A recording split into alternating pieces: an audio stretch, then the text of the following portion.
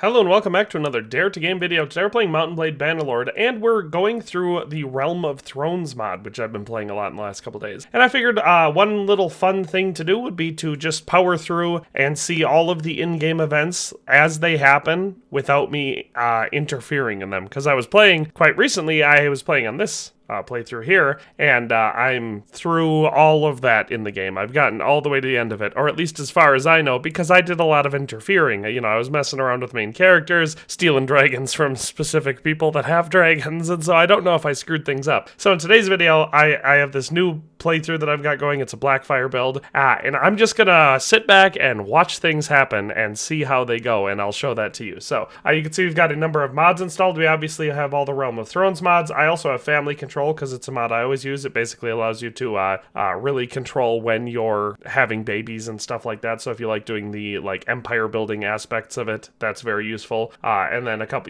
Harmony UI extender. I had a couple other mods, but I was having problems when I first started off, so I just got rid of all the ones that I didn't absolutely need. So we're starting off, you can see we're on day 5, and that is kind of where events start happening in the game. So if you want to do any at the beginning of the game type things, you got to do them before day 5. So we're just going to start with seeing how it goes if I don't interfere at all. And so the way that I've chosen to do this is I have the city of Illyria over here that I have taken, and I am sitting there. I'm not at war with anyone. I'm not interfering with anyone else's stuff. I figured I can just sit here, and that way I got married already. I can build up my clan over here without having to interact with basically the rest of the world, except for I guess running around and killing little bandit parties and stuff. But all of the stuff over here in Westeros, which is where the vast majority of all of the world events happen, I'm not over there. I'm not messing with it. I'm going to let it go on its own, and I'll just show you the events as they happen. So all I'm going to do is sit here at Illyria and wait. All right, and so there we go. On day 6, we have Ned Stark's execution. Ned Stark has just been executed for treason. The lion and the wolf are at each other's throats. Stannis and Renly Baratheon are calling their banners to claim what they think is rightfully theirs. The War of the Five Kings has begun. You have been thrust into this grim world of deceit and treachery. Amidst all the turmoil lies many opportunities to make a name for yourself. What path will you choose? Just remember, if you play the Game of Thrones, you win or you die. So, if you want to save Ned Stark, I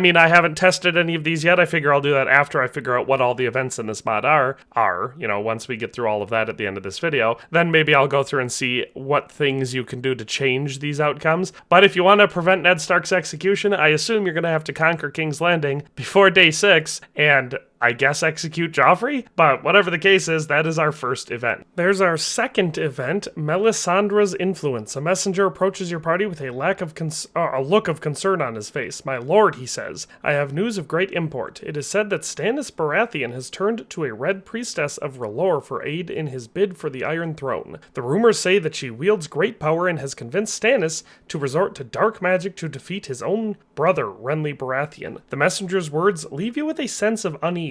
You have to make a choice. Will you attempt to intervene and put a stop to Stannis' actions, or will you sit back and let the events unfold? The outcome of this conflict may have far-reaching consequences for the realm. So at this point, we can either choose to go, and I guess we could go join Stannis and just help him win, Stannis the Manus, which I feel like a lot of people would want to do, or we could go and, I assume, capture Stannis and kill him, and that would save Renly. So either one of those options, I believe, are the two turning points here, or we can do what we're going to do and do nothing and just wait and see what's going to happen. This happened on summer 16 of 300, so that is where the second event happens in this mod. And on autumn 9 of 300, we get our next event, A Shadow's Deed. A messenger approaches your party, his face pale and voice trembling. My lord, I bear dark tidings, he stammers. Renly Baratheon has been slain in his camp by a shadowy wraith. The whispers claim that the wraith bore the visage of Stannis himself. In the wake of this tragedy, Renly's bannermen have pledged their fealty to Stannis, who now controls Storm's End. The turn of events leaves you pondering your next move. Stannis' newfound power could make him valuable ally, or it could be used against you should his ambitions go unchecked. Will you hold Stannis accountable for his actions, or join forces with him to seize the opportunities this new alliance may offer? So this would be, if you want Stannis to win, this would probably be the best time to join him in his cause, because obviously this is at his most powerful. He now has pretty much all of the Stormlands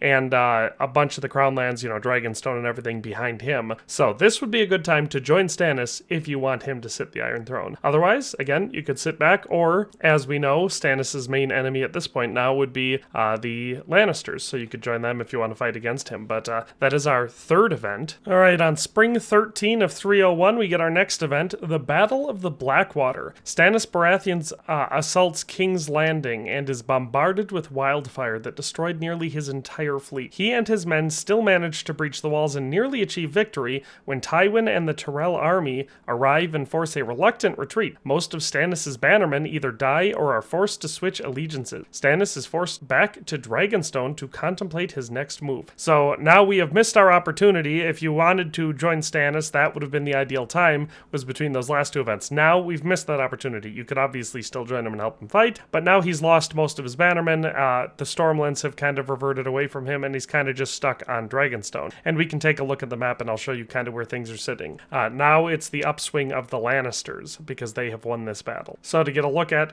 what we're dealing with here, you can see Stannis holds just a couple spots here now. So he's got Storm's End and Dragonstone under his own banner. Sharp Point is still part of his faction. Stone Dance is, but they're under siege. Haystack Hall is part of his faction. Bronzegate and Fellwood are both part of his faction. Evenfall Hall is currently part of his faction. In fact, I could just show you what we're dealing with here. So Stannis Baratheon's faction looks like this. He's got quite a few clans still fighting for him, and quite a few fiefs. So Dragonstone, Weeping Town, Storm's End, Tumbleton Hull, Celtigar Keep, Evenfall Hall, several castles, actually more than several. So he's still holding a decent amount of property. He's at war with the Reach and the Westerlands, which makes sense after the Battle of the Blackwater. As for the North, King Robb is still leading the North. He's got plenty of clans all loyal to him, and lots of fiefs left, so the entire North, essentially, like, they haven't lost anything, but they are currently at war with the Iron Islands, the Reach, and the Westerlands. As for the Westerlands, they're being led by Tywin Lannister, and you have your two leading houses there. So House Lannister have Tywin, Kevin, Lancel, Willem, Stafford, and Elisa. And then we have Baratheon Joffrey, which would be Joffrey's one. He's the leader of that one, and he has Cersei, Tommen, Myrcella, Merentrant, blah, blah, blah. So several members of the Kingsguard, for some reason, are his lord. I have actually not met him. But that's where the Westerlands are at, and like I said, the Westerlands hold quite a few fiefs, including King's Landing, and of course all of the traditional Westerlandy type things, like Lannisport and Casterly Rock and such. And they are currently at war with Dragonstone, so Stannis, the Riverlands, and the North. The Iron Islands aren't doing much. They're only at war with the North. The Riverlands have the same enemies as Stannis, so the Reach and the Westerlands, and they hold several of their fiefs yet, being one of the smaller kingdoms in this mod. And then our outliers for interest here, we've got House Targaryen, Aegon. So Daenerys' faction is currently holding Slaver's Bay and is at war with the Dothraki, so going after their territories right now, and of course also with Sarnor, so that's what Daenerys is doing. And then as far as Aegon's concerned, he's got his traditional people behind him, and he has some properties right near the Volantis area, and that is who they're at war with. So presumably his first move will be trying to conquer that kingdom, but they haven't made any big moves either. So that is where we're at in spring 13 of 301. Let's keep going until we see our next event. And here comes our next event on autumn 11th of 301. So a joyous occasion. You hear a passing merchant shout, "Clear the road, coming through. We have precious cargo en route for the twins. Haven't you heard? Riverlord's houses unite, and I heard the young wolf himself will be attending. So out of my way, we only have a fortnight. When you hear the news, hairs stand up on the back of your neck. You know something is awry. What could you possibly do anyway? If only you cut the head off the right snake and thwart the plan. Or are you just delusional for thinking all of this?" So here we have the setup for the Red Wedding. So this is everyone's favorite part in the War of the Five Kings that they wish they could change. So probably lots of things we can do here. We could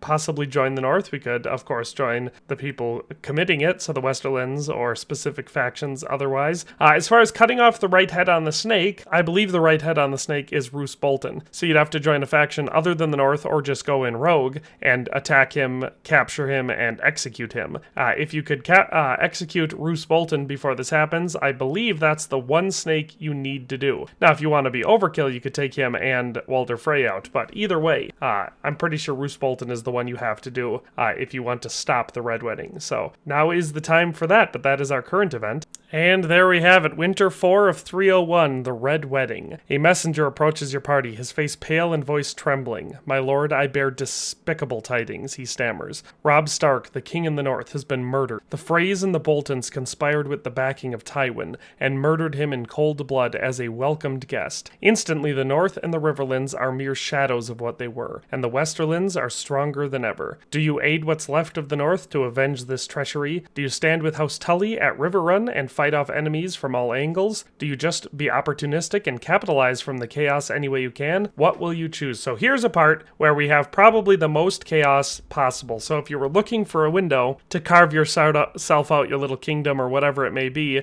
this could be the best time to do that. So let's look at our options right now. So like I said, it's Winter 4 of 301, Winter 3 of 301 is when that happened. So when we're looking at our map over here, we have a slightly different picture now. So if we look up into the north, you can see that Winterfell is now part of the Westerlands under Clan Bolton. So the north is now split. I believe it's the Umbers, the Karstarks, and the Boltons all switched over to the Westerlands, and I want to say the rest of them stay with the north, but let's check. White Harbor's still with the north, or I should say the Manderleys are still with the north. The Dustins went with the Westerlands, which makes sense if you read the books. I'm just going to go into the kingdoms because I feel like it's going to take too long to do it otherwise. So let's see who still remains with the north. The north still has the following fiefs: White Harbor, Deepwood Mott, Torrens Square, Greywater Watch, Mormont Keep, Flint's Fingers, Norrie Keep, Serwyn, Hornwood, Ironrath, Widow's Watch, Ramsgate, and Oldcastle. They're currently at war with the Iron Islands, the Reach, and the Westerlands. And you have the clans Stark, Reed, Glover, Manderley, Mormont, Tallhart, Serwyn, Hornwood, Flint, Forrester, Flint, Liessa, so a sister branch of that, Locke, and Norrie. And the leader of the north is Bran Stark, so looking like a young 18-year-old Bran Stark. So he is the leader of what's left of the north. The Westerlands now contain some other northern and Riverlands houses, so they're bigger and stronger than ever. So we see House Frey, House Mooten went over there. I know those for sure are both Riverlands houses. Tarth, which was previously with Dragonstone, that's part of the Westerlands now. Valerian,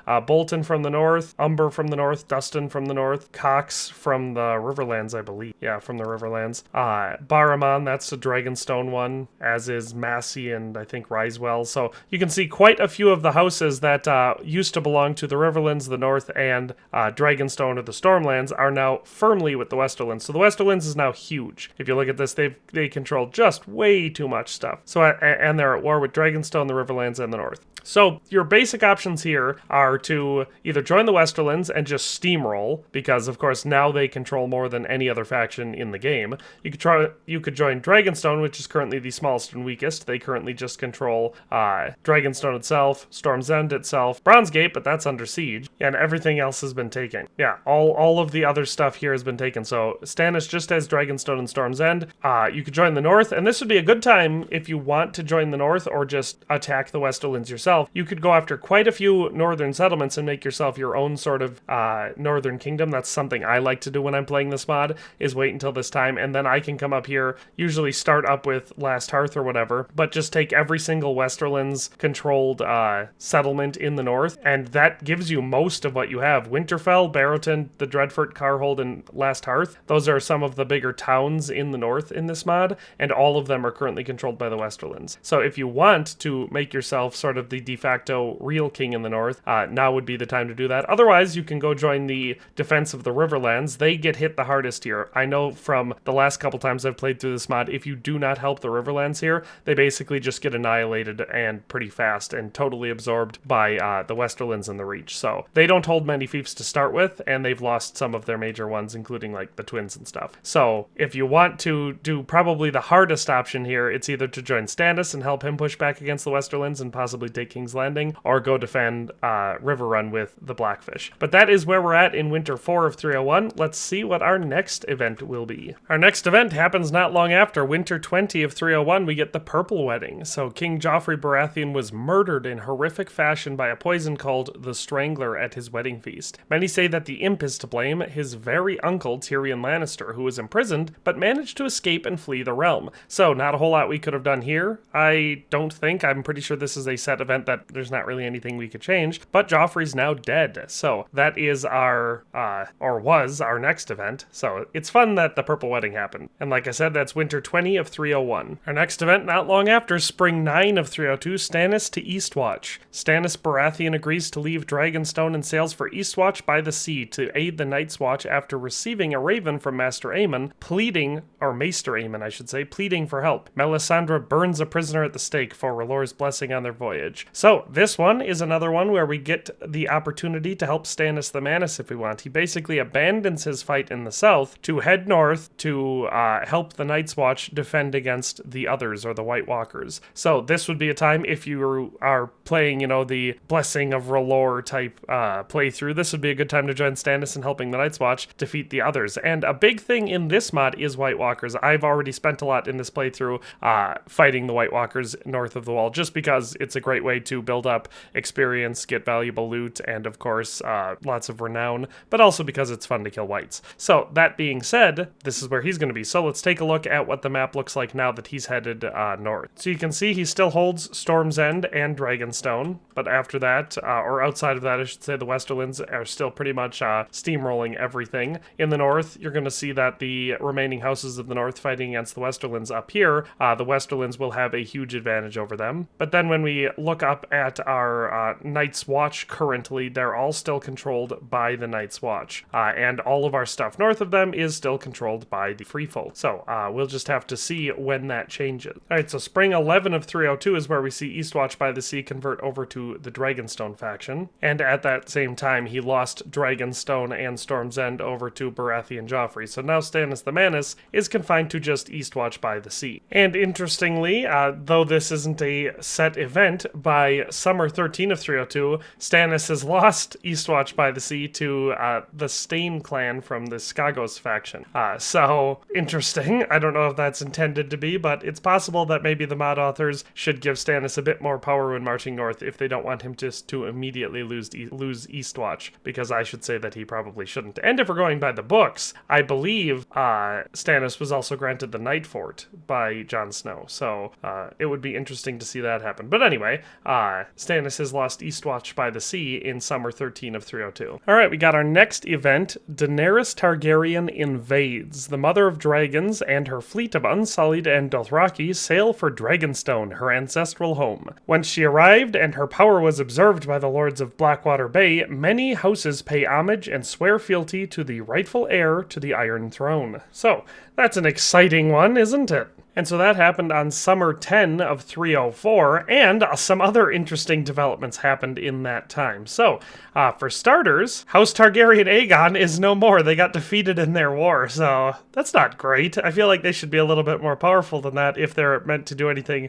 at least scripted in the game. Maybe they would have. I know that in the books they would be doing something soon, but I don't know if that's in the mod yet. But either way, it's not going to happen now because they just don't exist anymore, which sucks because I kind of wanted to get Blackfire from Aegon Targaryen. He has it in the game. But anyway, we could check on House Targaryen and see if they grabbed anyone from the other one. Doesn't look like they've grabbed anyone from the other Targaryen house, but currently they only hold the three Slavers Bay, Astapor, Yunkai, and Meereen. They're at war with the Dothraki Horde and Sarnor. So if we wait a little bit, I bet you we're going to see what happens over here in the Crownlands. So let's just watch what happens then. Alright, so we saw there, Dragonstone is now under control of House Targaryen. Rook's Rest is now under control of Jorah Mormont's house. So we can see that Celtigar Keep under the Celtigar clan, they've joined House Targaryen, so they're part of them now. House Brune has also joined House Targaryen, as has House Massey, House Bar Aman. We can see that all of the Selmy lands, like Haystack Hall, that's part of House Targaryen. So we can just see that they went from just having Slaver's Bay to now they have Dragonstone, Duskendale, Hull, Celtigar Keep, the Bloody Gate, Haystack Hall, Rook's Rest, Stone Dance, Sharp Point, Dire Den, Golden Grove, and Oldcastle, and they're now at war with the Westerlands. So that is what's going on there. So now you could either join Daenerys or the Westerlands to fight against each other, and they have lost Slaver's Bay. Astapor is held by the Kagaz faction, Yunkai is held by the Dothraki, and Meereen is held by the Dothraki.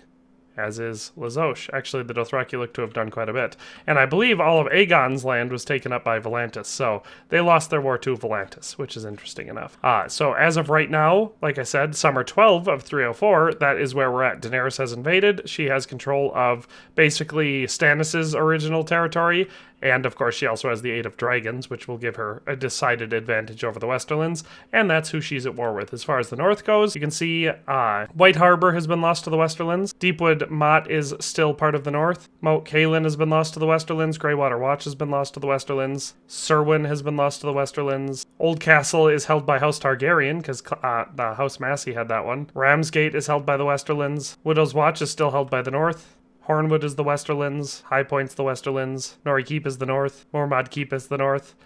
Still looks like Stannis does not have anything. Let's check and see if he is gone. All right, Stannis is still around. He has Carhold. Okay, look at that. Clan Karstark joined him. So Stannis' faction is currently him, House Seaworth, Karstark, and the Moon Brothers. So that's interesting. He got the Karstarks to join him. So Stannis actually does hold something. He holds the Carhold. So that is where we're at. Again, like I said, I could have changed lots of things from happening, but I didn't because I'm letting them happen without any interference from me at all.